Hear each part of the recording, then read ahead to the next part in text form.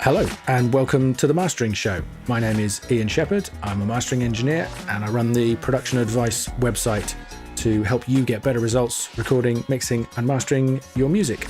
With me this week, as always, is John Tidy from reaperblog.net, and we also have a special guest co-host, Ian Stewart, who some of you will remember from the episode on mid-side processing, or sum and difference, or whatever you want to call it, which many people have said was one of the most mind-bending episodes ever, which I think is a great accolade, Ian. Congratulations. I'll take it. And I'm here too. I said you. I know, but you didn't let me say hi. Oh, I'm sorry. Okay, now hang on. No, so I had something. Last week I said it. Last week was "How the Devil Are You?" I can't remember what I was going to say. So. I think you said "How's it hanging" the first time or something. The first time I said "How's it hanging," which is definitely not English. Yeah, there you go. Well, we've already been speaking, John. I know you're well. I don't need to ask. Formality. It is. Well, good luck editing that little there. Yeah, so this is going to be a Q&A episode. People like Q&A episodes, and we decided it was time for another one. The first question comes from Mark B. Hi, Ian and John. In the last episode, you touched on using LUFS meter, but there's some gray area for me that I think would be helpful to address in a future episode. Specifically, further discussing the different measurements, short, momentary, integrated, etc., meaning how are they used and so forth. Also, it might be helpful when referring to a measurement, defining which one we are talking about, as well as defining pre-mastering as opposed to mastering targets. Thanks and cheers. And this is something that we actually cut out of that episode because I said something and it was completely wrong. And you corrected me, it was good information and it really helped me, but it really ruined the flow of the conversation. Right. Because it was in the middle of making a point. Right. So, yeah. Okay. So, I actually think maybe we should do an entire show on loudness units because it's a really common question and everybody seems to get confused by them, which I don't think they need to be. They're not actually that complicated, but yeah, we'll cover this as quickly as we can and see how we go. So loudness units are loudness units, LU, and loudness units full scale are LUFS or LUFS, some people say. And generally that's the one that we're using. LUFS is usually what people are talking about. Yeah, I mean, if you want to get if you want to get kind of picky about it, I think if you're talking about it, you would be you can talk about kind of minus 16 LUFS, right? Because that's a loudness unit on a scale where 0 is at full scale. You wouldn't say 3 dB or 3 LUFS more, right? Because it would be 3 LU more. But I mean, honestly, that all that kind of stuff is splitting hairs, really. You're basically, they're loudness units. And if you're talking about kind of between whatever it is, negative 96 and 0, then they're loudness units full scale. So it just means on a scale with 0 at the top. I think that what I want to say, I mean, there's actually, I did a video which we can put in the show notes that kind of demonstrates this. But if you have a signal with balanced EQ content, the LUFS reading will be very similar to the RMS reading.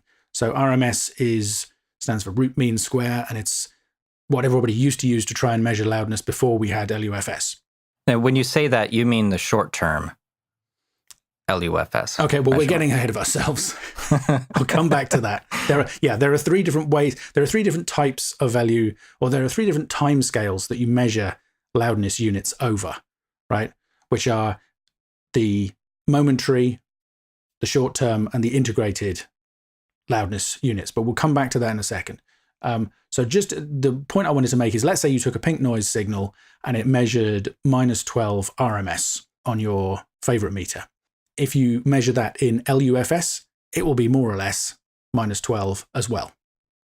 And if you take a balanced musical signal, meaning, kind of not way too much bass or not way too much treble or mid-range or whatever, and you measure the RMS level and the LUFS level, they will be similar. Now, the reason I mentioned the EQ is that the whole point of LUFS is that it takes the sensitivity of our ear into account as part of the measurement. So our ears are more sensitive to stuff in the mid-range, kind of the 2K region in particular, and we're less sensitive to bass and treble. So if you have a signal that has lots of mid-range in it, it will sound louder than a signal with the same RMS measurement that has loads of bass in it, for example. So, and that's the point of LUFS. It gives you an idea of loudness that is closer to the way that we hear it than RMS, which is always used to be the way that it was measured. And that's why I say with a balanced EQ, because if you have a signal with, say, loads more bass, you will tend to get a higher RMS reading than the LUFS reading. And if you have one with a load more mid-range, you'll get a higher LUFS reading because it sounds louder to us and the measurement reflects that than the RMS reading would suggest. So that's kind of what LUFS is. If you talk about the 3 time scales, we'll do momentary first. That's a really fast reading, tracks up and down nearly as fast as the peak level. I completely ignore it for measuring music. I don't have any use for it. I use it all day for dialogue editing. Interesting. How does it help? So I use it to keep the dialogue levels consistent between minus 23 LUFS and minus 14 LUFS. And I find that that is the sweet spot for dialogue on YouTube and podcasts. So it doesn't sound too compressed. For the last year or so, I haven't had any complaints about dialogue volume. So yeah, I use momentary for that because I want to know what every little syllable measures at. Okay, right. And that's exactly the intention of it. It will track the changes in loudness very, very quickly, very, very accurately. Then you have the short-term loudness, which is basically that momentary loudness measured over a 3-second window. So it kind of smooths out all of that real syllable by syllable or beat by beat detail that you're talking about and shows you a kind of a slower moving value, which I find is pretty similar to what you would tend to see on an RMS meter or even on a VU meter, although VU meters are even more sensitive to bass than RMS. So, swings and roundabouts. But so that's it's a short-term value. It gives you information about how the signal is changing over time. So you'll see it change for the loud sections versus the quiet sections of the song, and possibly even within a bar or over the course of a guitar solo or something.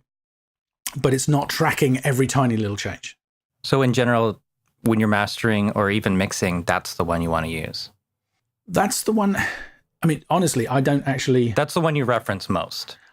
Well, if I used loudness meters, LUFS meters, then yes, that's the one that I would reference most. Actually, no, okay, I'll be completely honest. No, the one that I use most in terms of loudness meters is the integrated loudness, right? So that's the third value, and that's an overall value. So imagine the song starts off quiet. It might be kind of tracking down to sort of minus 24 or stuff, and it slowly builds. And then you have a loud section that takes you up to minus 10, and then it dies back again. You're going to get some kind of overall reading. It's just a single number from when you started playing the audio into the meter, when it started measuring until the current time, that represents the overall loudness. So it's like an average across the entire piece of audio. So typically you might measure that for a whole song or a whole album or a whole podcast episode, say. The advantage of it is that it's straightforward. The disadvantage of it is that it doesn't give you any detail. So you could have a song that had some really loud sections and some really quiet sections. The integrated loudness is going to be somewhere in between those, but you can't tell from that how loud it got at the loudest sections or how quiet it got at the quieter sections. And that information is measured by the loudness range that we talked about in the last episode, which is the fourth kind of method of using LU loudness units to measure loudness. And integrated is the one that I watch, and I'll tell you quickly how I use it. So, for example, something that I like to do when I'm mastering in terms of balancing songs, a good rule of thumb is that the loudest sections of each song should be similar throughout an album or a collection of songs. There's lots of exceptions to that rule, but it's not a bad rule to start with. So if you find the loudest section of a song and just start it playing back, so you have a fresh integrated loudness reading for that section of the song. Let's say one of them comes out at minus 12. I might then match another song so that its loudest section also gives me an integrated loudness of minus 12. I mean, you could play the entire song and try and balance them that way, but that can be a bit trickier because if you have a song that's loud all the way through, it'll come out with a higher integrated loudness than a song with more variety. So that's why I measure the loudest sections. But I tend to use the integrated loudness in that case because it just gives me a nice stable value. You know, I don't have to kind of look at the meter and kind of go, oh, well, it's kind of hovering around there, whatever. And I tend to find a lot of the LUFS meters often show a kind of a bar for the loudness. I find that really hard to read. I prefer a needle display, or actually some of them show a graph, which is pretty cool. So you can see how it changes over time. That can be pretty useful. So when I'm actually mastering, I tend to use the integrated loudness for that purpose. I do pay attention to the short-term loudness, but I do it because I use dynameter, because dynameter shows you the difference between the peak level and the short-term loudness. So the higher the short-term loudness gets, the lower the dynameter reading gets, and that tells me that the peak to loudness ratio is being reduced and therefore that you might be over squashing the music. So I kind of pay attention to the short-term loudness indirectly, if you like. But if I translate that, so on dynameter, I recommend you don't go below a PSR, which is the peak to loudness ratio using the short-term loudness. I recommend you don't go below 8.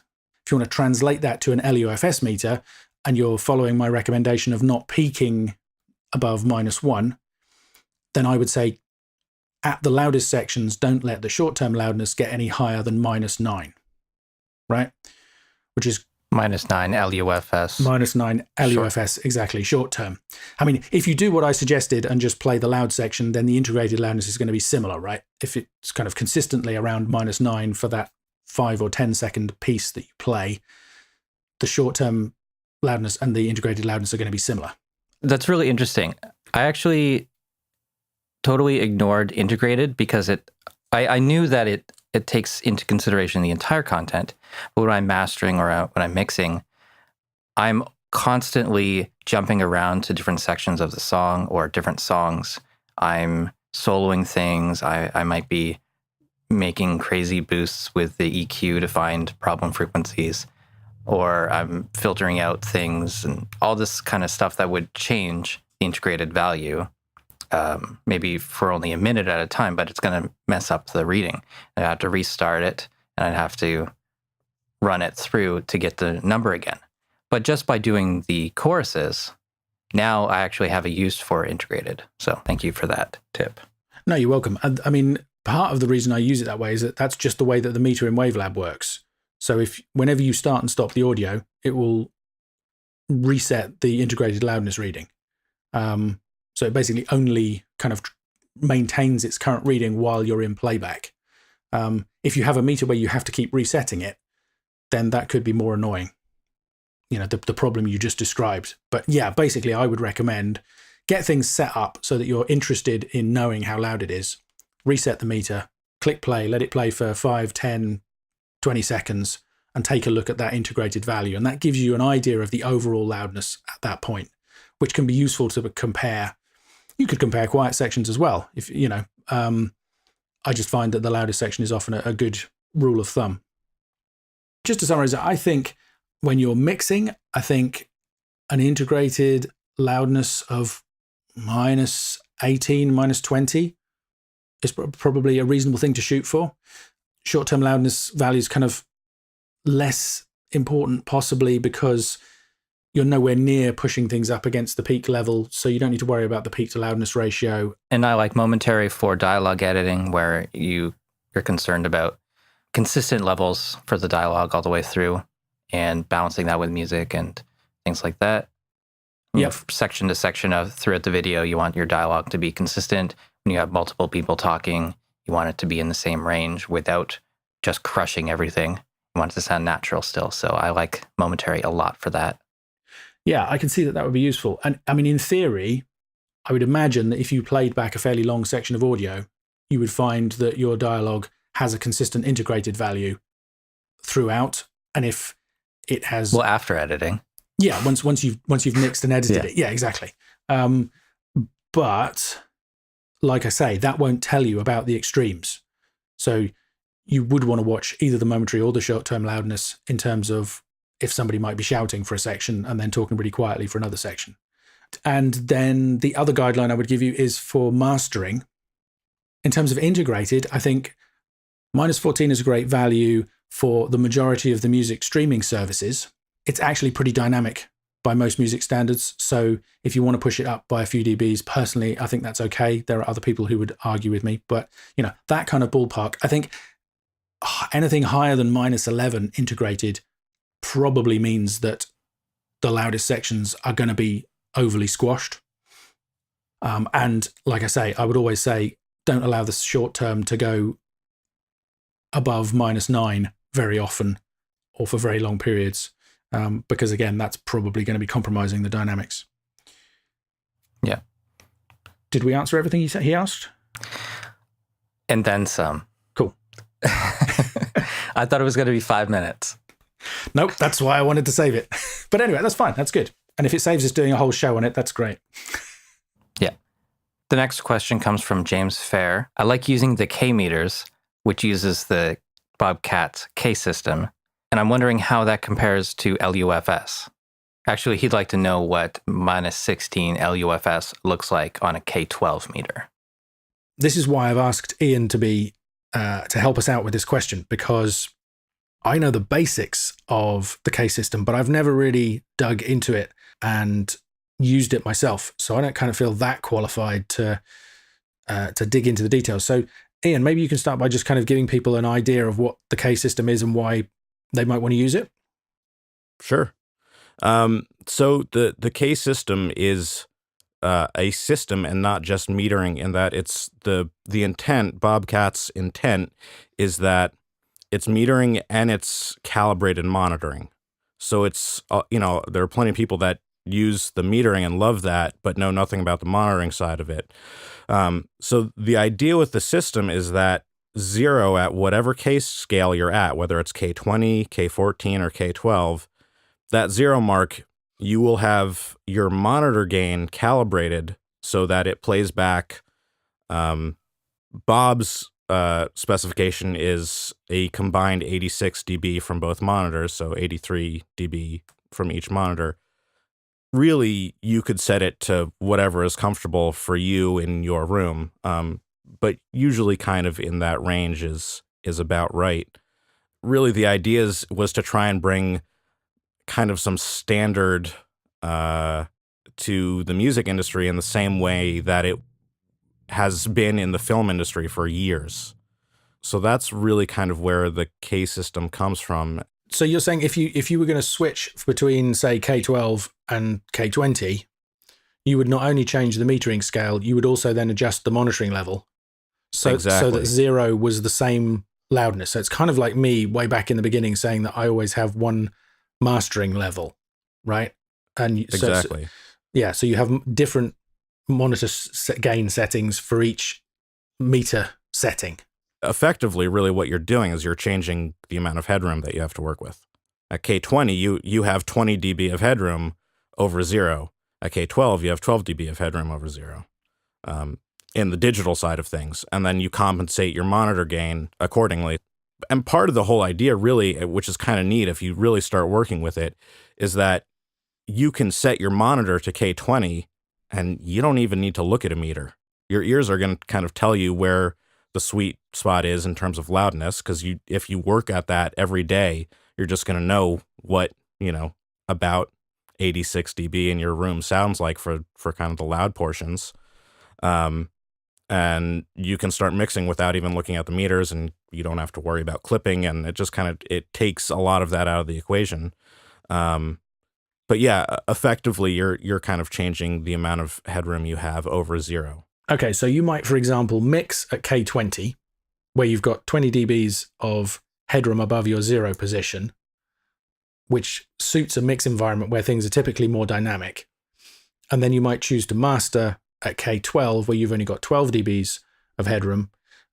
You would then turn the monitoring gain down because you're pushing the signal up closer to peak, reducing the peak to loudness ratio, or increasing the loudness level, the LUFS level, but you would still hear the same level, right? Exactly. And, I like on my monitor controller, I have little, it's like a label maker kind of tape, with the little clicky labels that you can punch out. Mhm. I have those on my monitor controller and just have my different levels set. So it becomes very quick to just adjust them to those positions and kind of know where I'm at. The interesting thing about the K system is I should have the website up and I don't, but it's pretty sure it's digido.com is Bobcat's website. And we can find a link and put it in the show notes, but he spells out in great detail the whole theory behind it and how to implement it. So if you really want to get into it, the full system, not just metering, but getting your monitors calibrated too, that's a great reference and explains all the history. One of the things he does mention in there is that he anticipated that it would be compatible with future metering standards, e.g. LUFS meters. I don't know that there are any K meters out there that have been updated in that fashion. Most of the ones that I've seen for the average level use, basically kind of something close to like a VU meter. Like I think it's a 300 millisecond, maybe 400 millisecond integration time. And they're using RMS level, right? RMS, yeah. So again, this is one of those places where comparing, K14 to -16 LUFS, it depends a bit. So on the K meters, 0 is where I think, does it go orange above 0 and then red? Yeah, so below 0 is green. At 0 to +4 is orange or yellow, and then above that is red. So the idea is to keep your average levels kind of mainly in the green to yellow area and only just maybe go into the red for the very loudest fortissimo sections. Right. I think one of the benefits of this is it makes you do dynamic mixes and masters, because if you push the levels up really, really loud, I know I've confused dynamics with loudness, I'm sorry, but I think you know what I mean.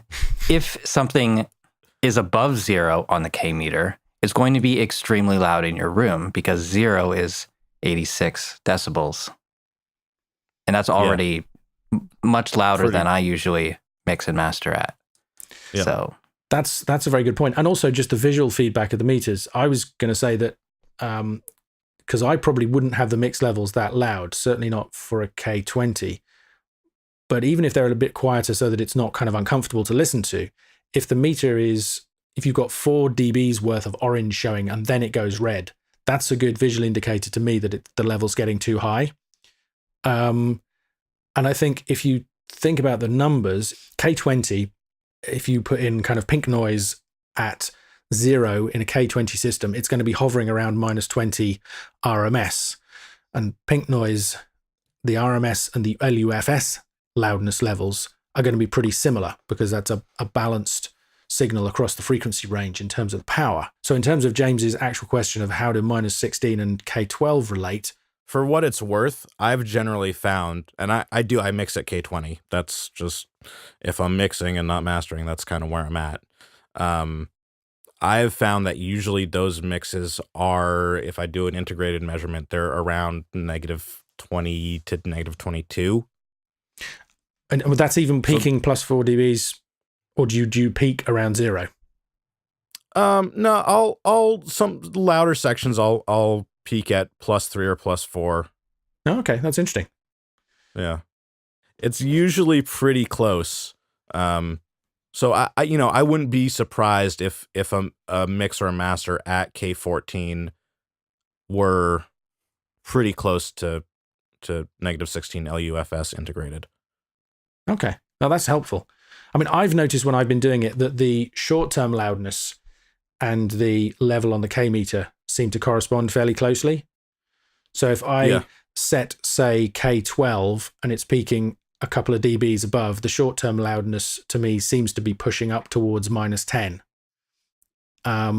So I think my kind of, I think you're right that there's no global translation between the two, but as a rule of thumb, James, if you think that the short-term loudness and the K value are going to be equivalent in terms of where there's, if 0 in a K meter is at -12 or -20 or wherever it is, whereas the LUFS always goes down from 0, you can kind of subtract those two values and figure out where you are. I don't think I explained that very clearly at all. It's confusing. It's kind of almost an analog way of thinking of metering, right? Just like, analog levels, plus 4 dBu is usually negative 18 dBFS, but sometimes negative 20 and sometimes negative 16. It shouldn't be confusing to me because I use VU meters all the time. And I would change. So if I'm mastering, my VU meter is calibrated at -11, which is roughly an RMS level of -11. And that's where the 0 point is in the VU meter. And I allow it to peak kind of 2 or 3 dBs above that. If I'm mixing, I would probably use -18, which is pretty close to the K20 setting. So they're kind of, this is the thing. This is why I haven't delved into K system. I think it's kind of almost a mindset issue. If you get used to one way of working, it kind of makes perfect sense. And it's just a question of picking whichever one.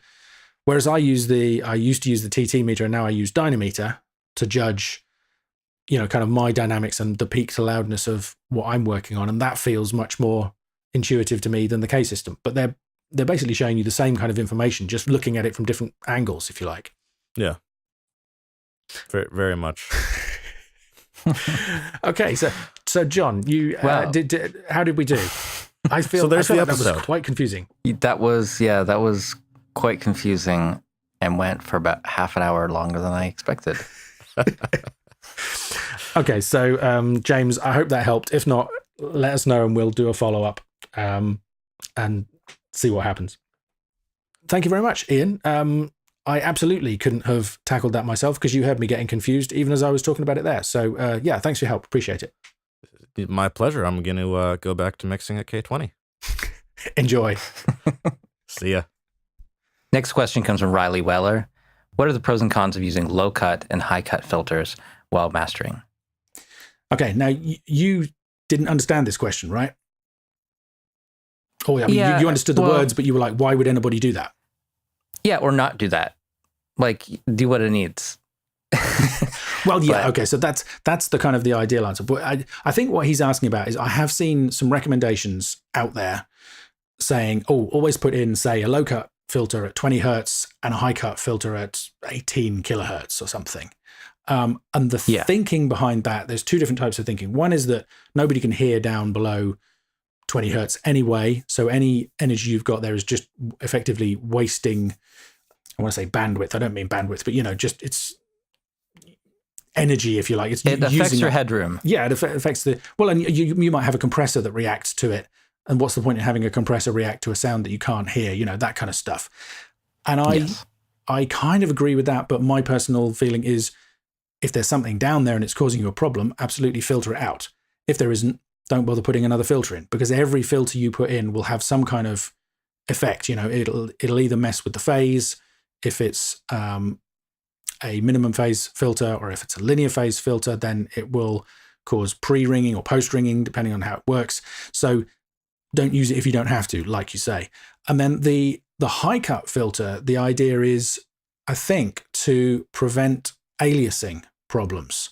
So aliasing is what happens when you have frequency content that would go above the Nyquist frequency. So if you're at 44.1, you can record, in theory, sound all the way up to 22 kilohertz perfectly. And that halfway point between 0 and the sampling frequency is called the Nyquist point.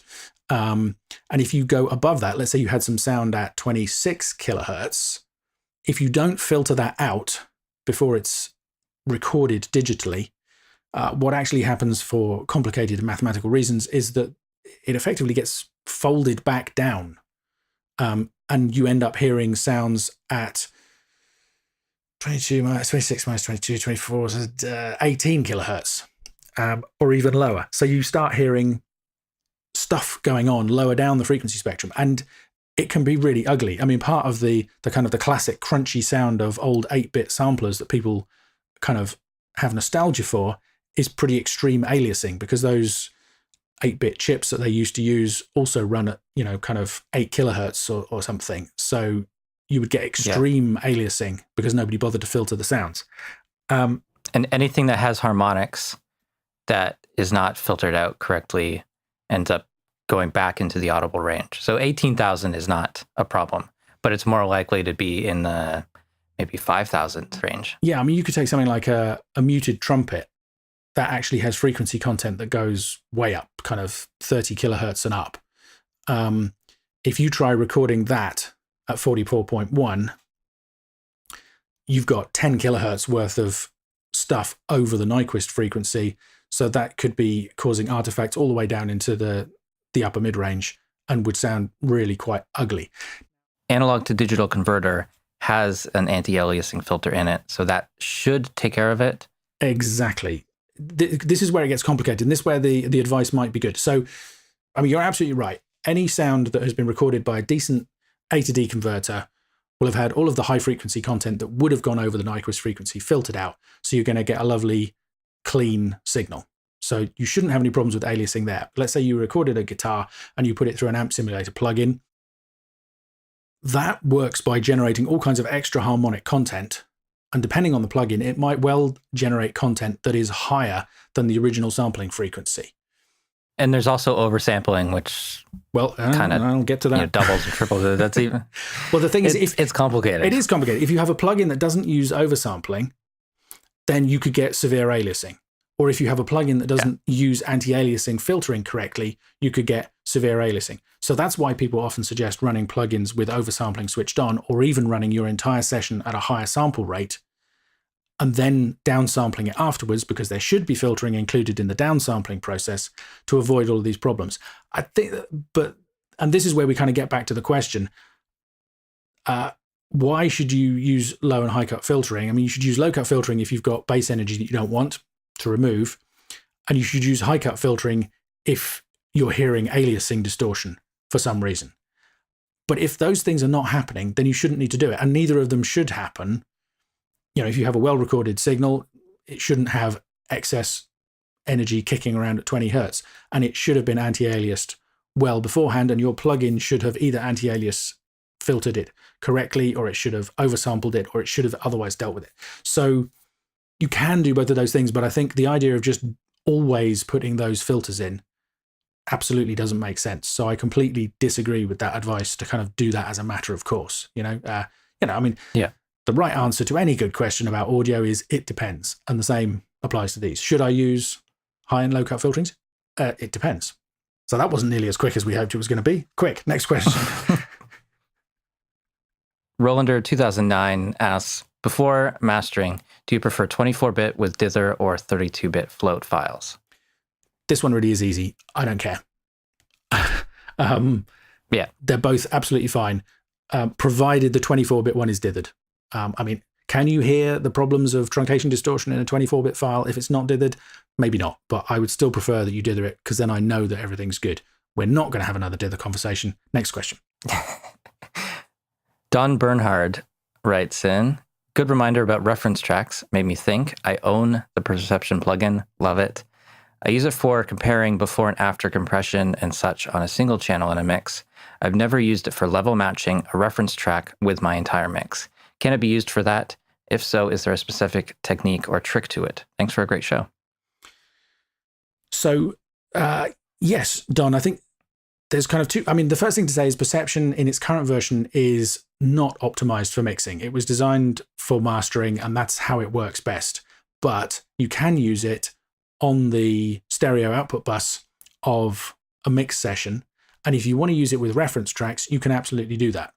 The trick is to route your entire current mix to a stereo bus so that you can, and then send that to the stereo output. So then you can put the Perception pre-instance on that bus where your entire mix is going through, and you can put the controller on the stereo output as normal.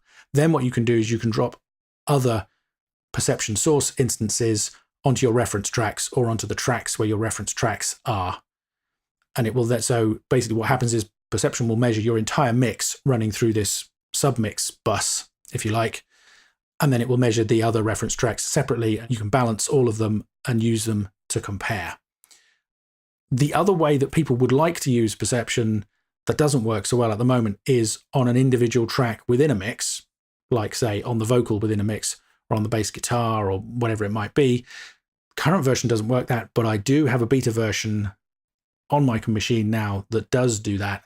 And that's because we are working towards a version of Perception that is optimized for mixing. I'm pretty excited about that. I'm not going to say any more yet because it's not ready, but watch out for that in future. Sounds cool. Hunter wants to know about managing payment for mastering. Do you take payment upfront before starting work? If not, when you send a first draft, how do you protect the file so it can't be used until payment is received? So again, quick and easy, I do ask for 100% payment upfront. Now, I'm lucky that I can do that. I appreciate that not everybody is going to go for that. So you could always ask for 50% upfront. In terms of protecting the file, I think the easiest thing is just to put in an early fade out. If you give somebody 2/3 of the track so that they can hear all of the decisions that you made, so they've got enough information there to make a decision. People use watermarking and all kinds of other stuff.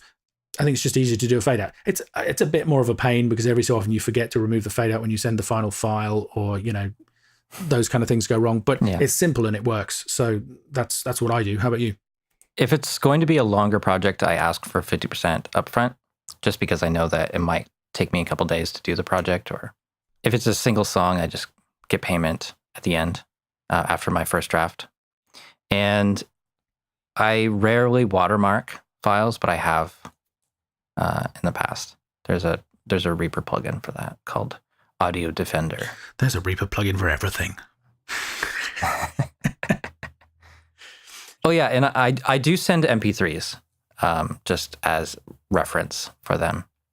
So I know I shouldn't, but yeah, I don't particularly have an objection to MP3s. It's another stage I can't be bothered with. If I've exported a WAV, I'm happy for them to have a WAV, providing I've got the fade out.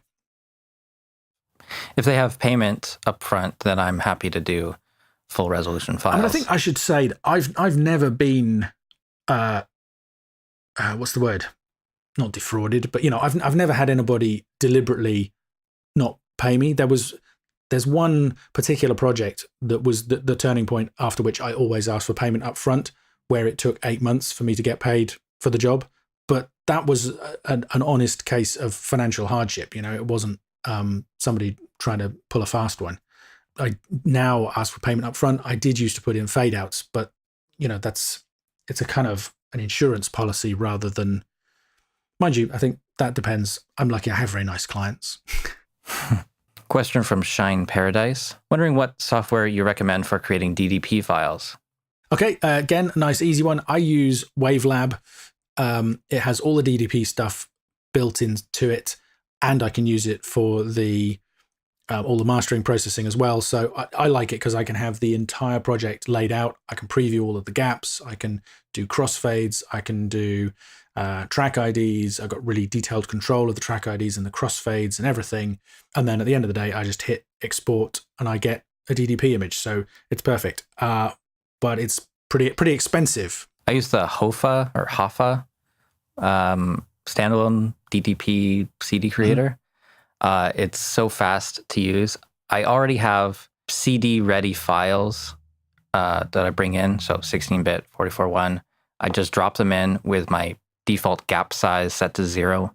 There's no effects processing in there. I really like working with Reaper for that. But if you need to make a change, there's volume trim, and it's really easy to make crossfades or fade things out. The main thing that I like about it is that it's so quick to put in CD text and all that kind of stuff. Anything that you might have to type out 10 times for 10 songs can just be done once, and there's a button that fills it in for the entire album. So little things like that make a big difference, and it's not that expensive. So I highly recommend that one. Yeah, I've heard lots of people recommend Hoffa. Wavelab does that stuff of, like, it'll automatically pull the file names in from the files that you have in the playlist as well. It's even faster because you don't have to export 16-bit files. You can just have the files in there and you apply the dither live as it gets written out, which is cool. Mm-hmm. But yeah, I think Hoffa is a lot more affordable. Studio One also you can export DDPs directly. I think that's a pretty good solution. So really, it's a case of, what fits your workflow and your budget. Dr. Audiobot asks, hey, Ian, would you consider giving an opinion or even make a show about linear phase EQ? They seem so controversial, loved and hated. Many analog studios dislike them and paint them very bad due to pre-ringing, etc. Yeah, this is another one that could be a huge thing. You could almost do a whole episode on it, but let's try and cover it quickly. So linear phase EQs are only possible, practically speaking, in digital. The difference is they don't affect the phase, or they have a very small effect on the phase of the signal that you're boosting. So basically, in a traditional analog EQ or a minimum phase EQ, which is the kind of standard digital EQ that comes with most DAWs. And all analog ones are minimum phase. Yeah. Right. I don't know whether all of them. I wonder whether there are some esoteric ones that do something slightly different. Anyway. They might be maximum phase. I think it might be a bit grey. But honestly, this is where my technical, my eyes start to glaze over. Yeah, as far as I know, there's no hardware linear phase or analog linear phase. No, there's definitely no analog linear phase. It's just not possible because EQs are built up of kind of complicated systems of delays and stuff, and there is inevitably always in an analog EQ some kind of shift in the phase depending on the frequency. So where there's absolutely no EQ happening, the phase of your signal will stay the same, but at the kind of the center of the boost and around the transition points where the bell or the shelf or whatever it is happening, there will be changes to the phase. Now, it's debatable whether that's audible. Right. This is the interesting thing, because I always recommend linear phase EQ for mastering, because I prefer not to have those phase shifts. But in theory, there's no particular reason that you should hear them. And I have a theory as to why I think you can hear them, but I don't know whether it's right or not. But what I would say is this.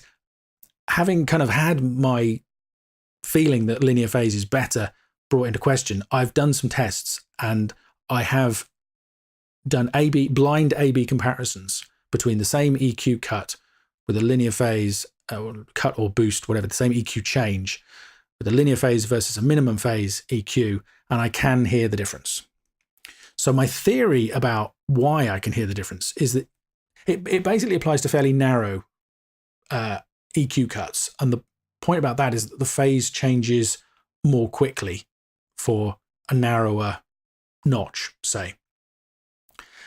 I think if you have an instrument that has a broad frequency response, let's say you've got maybe a strummed guitar, right? So you've got lots of harmonics, and then obviously you don't play the same thing all the time. That changes, so the pitch changes. I think as those frequencies in what's being played move up and down, kind of over the area where it's being EQ'd, I think that's when you start to hear the phase changes coming into place, because you're hearing a disruption. I mean, the point about the phase changes is that they disrupt what is natural, what was originally there in the signal. And linear phase retains all of those phase relationships, so it doesn't mess with that stuff. I mean, where it definitely becomes a problem is if you combine two signals. Let's say you have two parallel channels with the same signal on, and you apply an EQ to one and not to the other. When those two signals get summed back together, the changes in phase are going to cause peaks and nulls in the signal, and you're going to get this thing called comb filtering, because when you look at it on a frequency plot, it looks like the teeth of a comb. So you can definitely hear it if you have two signals running together and one of them has EQ and the other one doesn't. I think you can also hear it just if you're listening to a stereo signal, especially if you've got narrow EQ boosts and cuts. But maybe somebody with more technical information or knowledge will come and shoot me down in that. Linear phase also has problems as well. Exactly. Even if you can hear those changes in traditional EQs, that doesn't mean you should necessarily always reach for a linear phase EQ, because for mathematical reasons that I don't fully understand, a linear phase filter will do something called pre-ringing. All filters ring to me, it always sounds a little bit like, when you're up on stage with a microphone and there's a little bit of feedback in the in the chain. So you say a word and you just hear a tiny little kind of ping at a particular frequency, a tiny little, not kind of full on feedback loop, but just that's starting to feedback feeling. That's to me how ringing filters tend to sound. And the whole thing about linear phase filters is that depending on how they're designed, they can have a thing called pre-ringing, which is that they actually start to ring before the transient of the sound that caused the ringing. Because the way that the digital processing works in order to achieve the linear phase response is it involves a certain amount of delay, is why they don't often get used in mixing, because there's a lot of latency involved, which usually you don't want in a mixing and recording environment. In mastering, that latency is not such a big deal, but the pre-ringing is still there. And some people say that pre-ringing is very unnatural. If you want to hear this, there is a fantastic demonstration of minimum phase versus linear phase filters. It's a video that Dan Worrell did for FabFilter. We'll include the link to that in the show notes so you can take a listen. He creates a pretty extreme example where he's got a kick drum and he uses a very sharp linear phase filter to chop out some of the low frequency content of that kick drum, and you can really hear this kind of whoop sound as the filter starts to sing, if you like, before that you even hear the note. And that obviously is unnatural, and it takes away from that kind of sharp attack on the kick drum. So one piece of advice is, if you want to use a low cut filter, don't use linear phase, especially not if it's a really aggressive filter and if you have a really exposed kick drum. Now, having said that, personally, I've used low cut linear phase filters often and never actually thought to myself, I'm messing up the transient on that kick drum. I think Dan worked pretty hard to find his example where you could clearly hear this effect happening, but it is a real theoretical thing.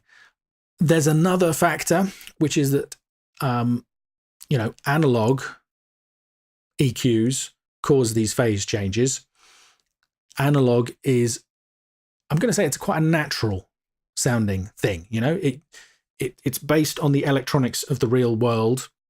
So there is an argument that says that the phase changes that happen with analog EQs are good and that they flavor the sound in a natural, pleasing way, and that actually that's preferable to linear phase. I personally don't have any kind of concrete evidence that I could say that I definitely believe that. I have cases where I have thought, I don't like the sound of this filter. I've changed it to linear phase and I've thought, now I'm happier. In fact, it's happened to me 3 times this week, because the FabFilter Pro Q allows you to choose not only whether you're minimum phase or linear phase, but even the degree to which the filters are linear phase, and therefore the amount of latency that you're involving. So you can play with all of this stuff to your heart's content. And yeah, there have been a few times when I've had to have quite a narrow notch because of a kind of honky resonant frequency in a vocal, and I just listened to it and I wasn't happy with it, switched it to linear phase and I became happy. So that's an example where I felt like the minimum phase EQ was less natural and I preferred the linear phase EQ, but there is this idea that maybe minimum phase and kind of analog sounding EQs are better. There's also the fact that if you have some kind of phase strangeness or even an EQ strangeness in a mix that wasn't produced digitally, that was produced through natural acoustic or analog processing means, that will have a phase shift associated with it. And if you apply the right EQ to correct that, you'll also correct the phase shift back to the way it should have been. So that's another example, possibly, for choosing to use minimum phase rather than linear phase. For me personally, I think if we're going to sum it all up, when I'm working, I'm not too worried about whether it's linear phase or minimum phase. I mean, one of my favorite EQs is the one that comes with the TC Electronic power core processing. That stuff, as far as I know, is not linear phase, but I've used it for decades and really like the sound of it. But whenever I tend to go for narrow cuts or boosts, at that point, I will usually switch over and use a linear phase EQ instead, because I've heard problems with them before. And if I'm doing a low cut, I will never use a linear phase EQ to avoid any theoretical problems with pre and post ringing. Yeah, I don't really think about it that much. I'm not in the habit of using a linear phase EQ all the time just because I don't like the latency. That's the main thing. And if I don't like the sound of one EQ, I might try something different. But that's usually the sound of the EQ isn't something I really even think about. It's more of how does it feel under the mouse? Like, is the graph big enough in the low frequencies so that I can really dial in the low end the way I want? Or can I have MS or can I just affect the left side? Things like that are more important to me than linear phase or not. Yeah, I mean, no question. If the song needs a 4 dB boost at 100 hertz to fill out the bass region, it doesn't matter how you achieve that. That's going to be the most important thing to get right. And then the rest of it is really, final few percent subtleties, I think. But I'd be interested to hear actually from any listeners who, I mean, maybe you've done these experiments yourself, or maybe having listened to this, you're curious and you do some tests, Like I say, I've done blind tests. I know I can hear the difference. I'm just not entirely sure on the theoretical reasons why, but I'd be interested to know what other people, what their experiences are, and whether they think it matters. At the end of the day, you're not going to cause any major upset either way, depending on what you choose. It can be a preference thing. Sometimes the theoretical considerations don't translate into what you finally hear. It's one of those if it sounds right things. But definitely something to bear in mind if you're using a narrow cut and you feel that it's getting some kind of strange, slightly comb filtery feel to it. It might be worth trying to switch the EQ into linear phase or use a linear phase EQ instead and see if that helps. Yeah, like the cut actually draws attention to itself as much as the problem originally did. Yeah, exactly. Here's a classic example. If you have a singer who cradles an SM58 mic in their hand, wraps their hands around the pop shield, the silver kind of thing that protects the capsule at the end. Cupping the mic. Cupping the mic. You get this kind of effect. And so that kind of gives you all of these resonances, right? The shape of the hand is causing all these upper mid-range resonances that I personally really dislike. If you go in with an EQ to try and notch some of the peaks that causes out to kind of even out the frequency response and reduce that effect, it should work, right? It should make it sound better. If it makes the EQ response sound better, but it still doesn't sound quite right to you, that might be a case for trying a linear phase EQ because, there's two possible theories there. One is that this is an effect that's caused quite naturally by cupping your hands around the mic. It is in the analog domain. It's an analog domain effect. So if you follow that theory, then using a minimum phase EQ that includes some phase shifts should be a good thing. But I'll give you an example of where it didn't work. I had a guy who recorded the lead vocal in literally a cubicle room, right? So it was the same width, height, and front to back dimensions, which is the worst possible acoustic you can have. And it was small. It was something like 2.4 meters by 4 meters, basically a broom cupboard or something. And I think he sang right in the middle of the room, right at the worst point. So all of the sounds were kind of bouncing back off the walls, reflecting on each other, cancelling out, boosting, all the rest of it. It was horrific. And I put in something like 5 or 6 really narrow notches to take out some of these horrible frequencies. And I did it. I automatically did it with a linear phase EQ just because I thought, well, these are going to sound horrible if I don't. And I got to the end of it. It was like, A, I was quite amazed that it worked as well as it did.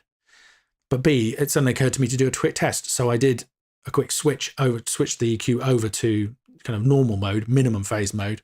And sure enough, it just sounded all wrong.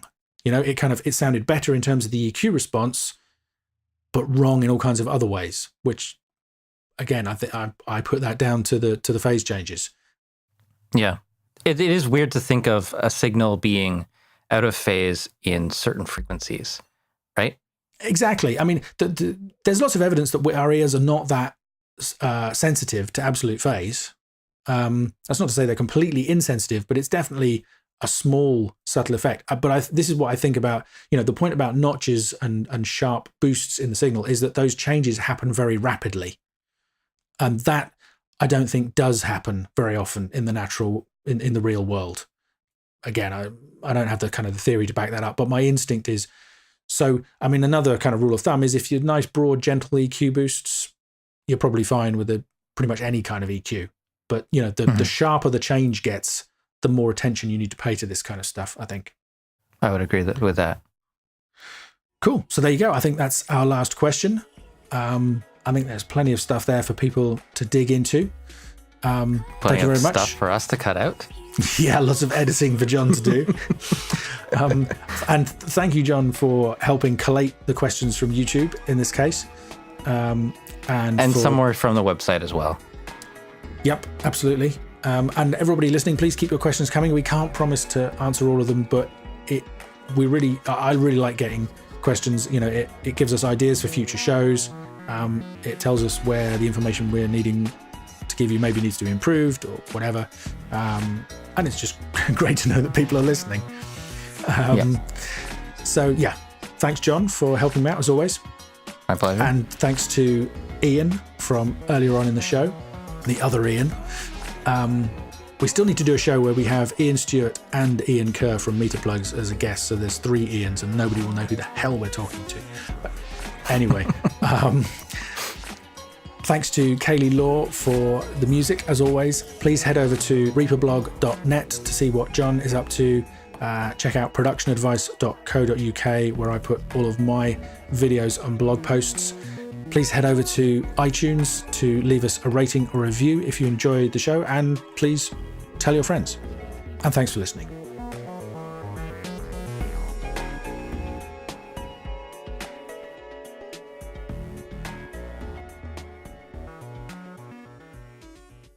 I'm not going to get into a dither tangent, John, but if you adjust the levels or the fades in Hofer, I'm guessing it will redither those? I have no idea. I never have. Okay, so I think I will just say, in case it doesn't, I don't recommend you do that. Anything like that, where you're exporting your file and then bringing it back in to build the DDP image, I would recommend you make no changes at all to the audio. You just use it for sequencing and gaps and CD text and all that kind of stuff.